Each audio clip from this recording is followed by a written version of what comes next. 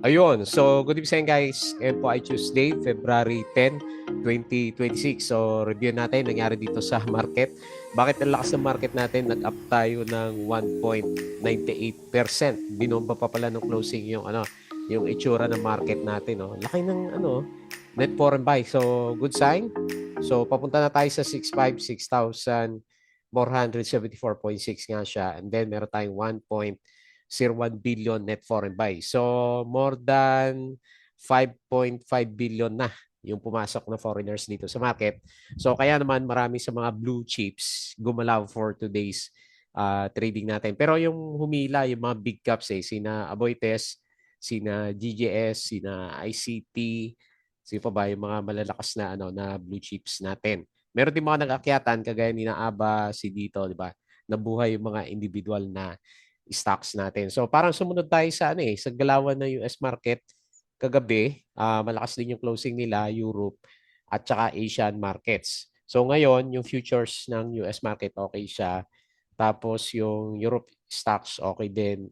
Tapos majority ng Asian stocks okay din siya. So ang medyo ipits lang sa maalaga natin is yung ating mga cryptocurrencies kasi nasa below 70K pa rin naman si Bitcoin natin. Okay? So maraming nag-bounce. Hopefully maraming setup tayo mahanap para sa tomorrow's trading natin.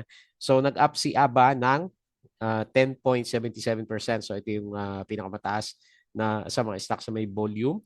Meron siyang 340K net foreign buy. So nag-breakout. Good sign. Tapos si dito, di ba? Hindi natin napapansin to. So nag-up din siya ng 9.09%.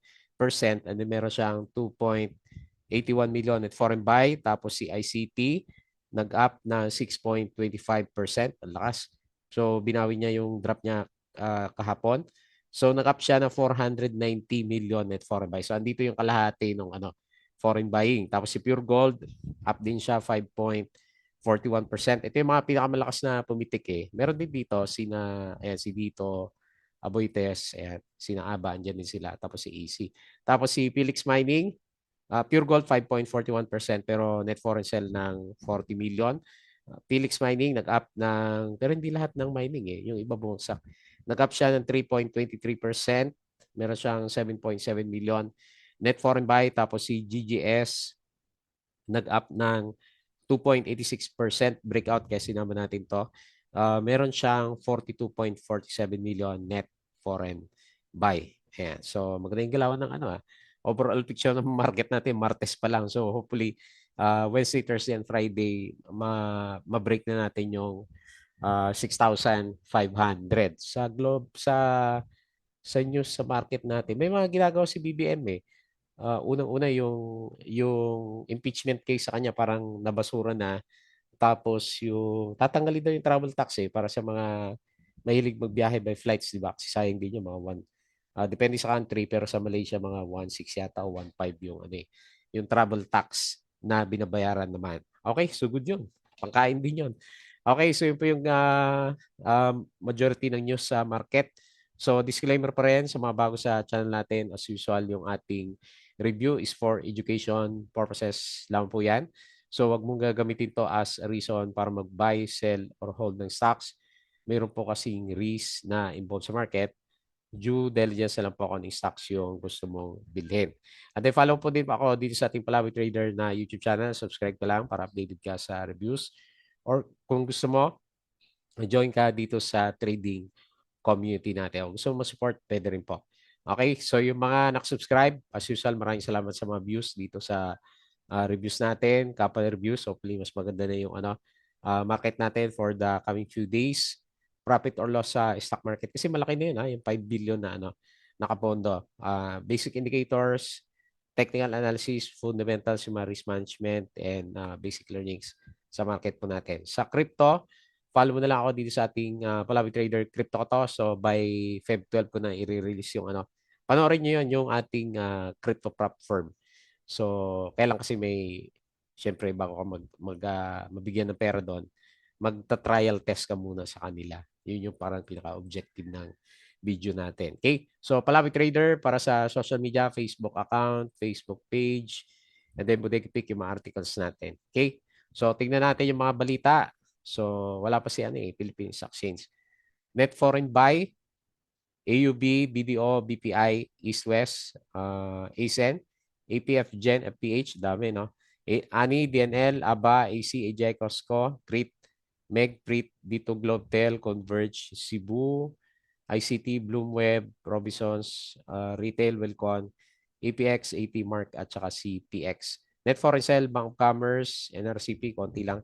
CNPF, Emperador, EI, Aboitiz, LTG, Ali Aries Plus, Pure Gold 7, FNI Nickel, at saka si OGP naman. So Marcos Jr. wants Congress to prioritize abolition of travel tax anti-dynasty bill. Ayan. Okay? So bigay niya lang sa mga nagta-travel yan para mas lalong yung tourism, di ba? Now, Securities and Exchange Commission denied appeal of Now Corporation affirming the, ano ba, 2 million? 1 million fine against the firm and chairman Mel Bilarde to an alleged 2.6 billion liability of Now to the government. Okay, so may penalty. Bloom, pero nag-up si, si Now ngayon. Bloomberry, 9-month net profits, 160 million. Lugi, so down siya ng 95%. Top losers on the market, si FNI, nag-drop siya ng, kung napansin nyo, 11% attributed to nickel market oversupply. Okay, so nagkatakbuhan bigla, no? Major sites like Palawan, Bohol fell. Some 20-25 periods on weather and regulatory delay in new mining areas. Okay, hopefully mag-bounce by tomorrow si FNI. So ito yung closing natin. So marami sa mga big caps natin is umakyat. ICT, 6.35%, Pure Gold 5.4%, Ayala 4.15%, Aboitiz 3.5%, at saka CGS 2.86%. Converge na cut din siya, 2.42%. Pabalik na. URC nag-drop 1.47%, CNPF 1.36%, and then JT Cap 1.05%. Drop din si Plus pero less than 1% lang naman. Okay, so first, MSCI shake up, unlikely for PH main index. Apex Maynilad in focus. Ayan. So tignan niyo na lang kung meron kayong Maynilad at saka APX. Share by Maximeg, Manila Water controlled by Enrique Rason, non-revenue of 13.55%. Okay? Macro Asia secures 15-year lease at Mactan, Cebu. AP-led consortium takes over CBK Hydro Complex. Monde, dividend visibility improves as operational momentum builds. ABA, ito ba yung reason? Agreement between Philippine National Oil and Simlong Energy Development Corporation. Okay, so meron siyang partner sa government. No? DHI, advice on filing of tender offer. Magkano to? 1.68 lang yata yung tender offer, 4 pesos yata yung current price nitong si So overpriced si DHI. Okay, Macro Asia, E-REITs conduct virtual briefing, All HC, annual stockholder.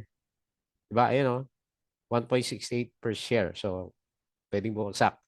So, ito yung first up ng market natin. ICT nangunguna pa rin. 4%, Ayala Corporation 3.6%, and then Aboitiz 3.35%. Okay? So, Bank Finance, okay, maganda yung galaw. Manila Water, 13.55%. Ito na yung kanina. And then SCP sets maximum allowable revenue. DMC, okay daw. Maynila to develop and manage water supply in New Clark City. Yan na yun. Share buyback pa rin si SMPH. Lotto, para maganda yung kita ni Lotto natin. And then GCash is hindi pa naman mag-IPO. Okay? So ito yung closing natin kagabi. And then okay pa rin yung yung galawan ng futures ng US market natin. Okay? So yun po yung mga balita na nasagap natin. Patalasas ulit yung ating Patreon channel, yung mga gusto ng guide sa trading sa Philippine markets. Sali lang po kayo dito. Okay? So punta tayo dito sa index. Okay, shake up yung nangyari kahapon. So akala natin na very sentiment yon, pero preparation pala sa magandang galawan ng index natin for today's trading. Ayan, so okay na. So, parangkada na tayo. Most likely, breakout na tayo ng 6.5 for the week. Kasi 5 billion yung ano eh. Maliban na lang kung matras yun. Pero 5 billion yung net foreign buy na market. So, in-expect ko magtutuloy yung breakout natin sa 6,500 for the short term. This is good news, di ba? So, nag-close tayo ng 6,474. Up siya ng 1.98% and 1 billion. Laki. Net foreign buy for today's trading natin. Courtesy of ICT. Okay, so ito yung mga winners. So for today, ABA, ayan, finally, nag-breakout. 10.7% si Dito nabuhay. Oh. 9.09% si ICT, 6% nga po siya. Diretso. Oh. Parang gusto pang mag-breakout. Tapos si Pure Gold, ayan, pabalik. 5.4%. Ayala, nag-breakout. Ayan, nakabalik na. So, congrats sa mga nag-average. 4.19%. Si SSI 4.17, dami. Felix Mining. So nag-up si Aboites 3.5. GGS breakout din siya 2.86. Sukat-sukatin natin yan. Converge pabalik na 2.42. Megawide 2.22% and APX okay, so nag-close the gap na si APX natin 2.18%. Pero yun nasa listahan ko si si PX natin. Okay? Blueberry nag-up din siya na 1.8%. So, ang tinamaan ngayon for today's trading natin, si FNI. So, bigla nag-drop pa. May nambuhos. Di ba usapan natin kapon? Mga mining stocks. Kala ko may breakout na to eh. Ayan. Biglang breakdown yung ginawa. So, 1.7, 11.46 drop pala. Si Agio, pababa pa rin. Laki kasi yung Dow G, no? 5.43%. Tapos si pa may volume. Si MRC, pa-downtrend, 2.3%. Shell PH, Shell PH, minus 1.8. LC, nag-drop pala yung mga mining stocks natin. Drop ng 1.55%. Okay? So, yan po yung mga galaw natin for today's trading. Balik tayo sa market at then tingin tayo dito sa galawan ng global market. So para maganda ulit yung yung futures. So S&P futures up ng 0.13, Dow futures 0.1 and then stock futures 0.1%. Okay? So maganda siya. And then European stocks majority is okay naman. Okay pa rin siya. And then dito sa global markets meron mapula. Tapos pagdating sa crypto, drop pa rin tayo. So pa-drop pa rin si crypto. Bitcoin 69K, Ethereum 2.02, XRP 1.43, BNB 629. Nangangati lang yung lalamunan natin. Sol 84, so drop pa rin siya. And then Dodge 0.09. Okay? So balik tayo dito and then pag-usapan natin yung trending stocks. Unahin natin si ABA. So yung mga nagko-conso ng stocks natin, hanapin ulit natin kasi parang sila na yung susunod na gagalaw na naman sa market natin. Mabagal pa rin yung internet natin. Ayan. Okay, but PSE ang lumabas. Dapat si ABA lang. Okay, meron na. So, maganda yung galaw niya. So, nakap siya kagad ng 10%. Parang minadali yung galaw nito. O hindi rin, no? Binomba siya. May volume siya dito. Okay, mga second half. Okay? So, gustong ibalik si ABA. So, pero remains to be seen kung magkaroon siya ng breakout dito sa MA100 kasi pasalubong na siya. So, yan yung pinaka malapit na resistance area natin sa kanya. Kung makabalik to, di malaki-laki yung upside ni ABA. So, nag-breakout yung RSI tapos meron siyang volume. Good sign. So, tingnan natin bukas baka i-retouch na natin to sa breakout level. So, nag-close siya ng 0.36 up ng 10.77%. And meron siya 340K net foreign buy. Okay? So, good sign. Breakout. Next, see dito, breakout din. yung mga nasa baba nagbe-breakout na. Pare-parehas yung itsura. So, remains to be seen yung galaw niya kung kaya niya i-breakout yung MA 100 natin. So, okay na rin. Nakabalik yung RSI level natin.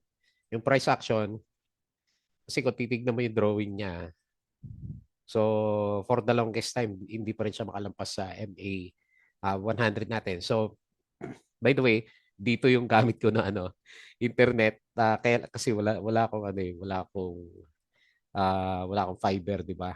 Yung mga Converge at saka PLDT. So ang pwede ko lang gamitin dito sa area namin is si dito. Ayan. Kaya mahal pala yung yung data niya. Pero anyway, nasa-serve niya yung mga areas na hindi kayang i-serve nung PLDT Globe at saka si Converge natin. So nag-up siya ng 0.72 or rather close, 9% up and then 2.81 million net foreign buy. Kaya lang kasi pagdating sa earnings, lugi pa rin siya. Oh. So 15 billion, laki ng bleed out. So kung walang magpe-finance na diyan, bangko, tataob itong si dito natin. Okay? So yun lang yung nakita ko sa kanya. Next, si ICT. So yung pattern ng price action niya, parang gusto niya mag-breakout eh. Ayan. So baka most likely mag-breakout siya. So ilalagay ko na lang yung support. Obvious naman yung MA20. So ito yung pinaka-trend lines natin sa kanya. And then all-time high yung yung price niya. Panalo yung mga investor na ICT, di ba? So nandito siya sa bandang taas pa, di ba? Fibonacci. Hindi na, no? So trend follow na lang po yung mga meron sa kanya. Maganda lang, ang current resistance level natin, malapit lang dito sa 673 pag nag-breakout dyan, then yun, good sign. So, pinapakita ng volume, okay naman siya. Nakita mo dito. So, meron siya net foreign buy na 490 million. Okay? So, actually, maganda. Malapit na siya mag-breakout.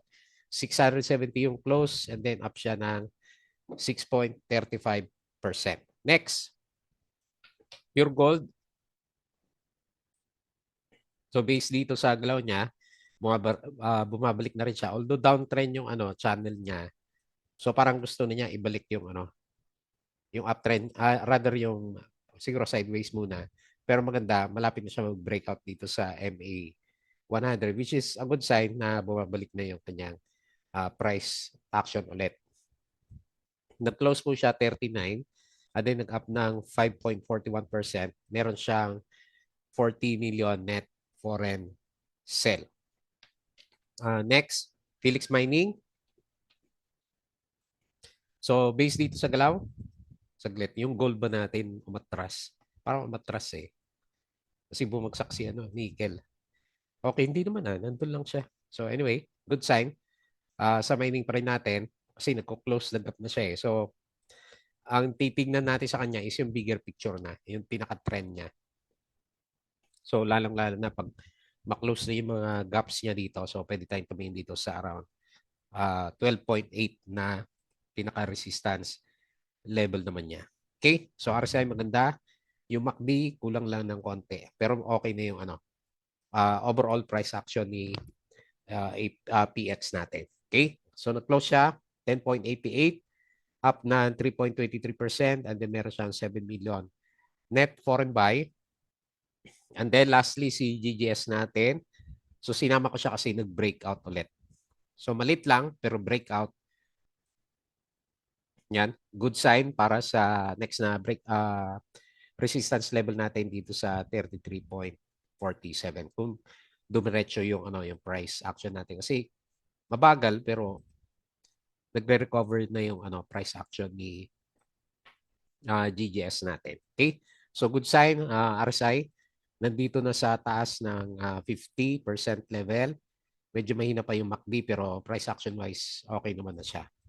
So nag-close siya at 28.75 and then up 2.86%. Meron siyang, eto maganda, meron siyang 42 million na net foreign buy.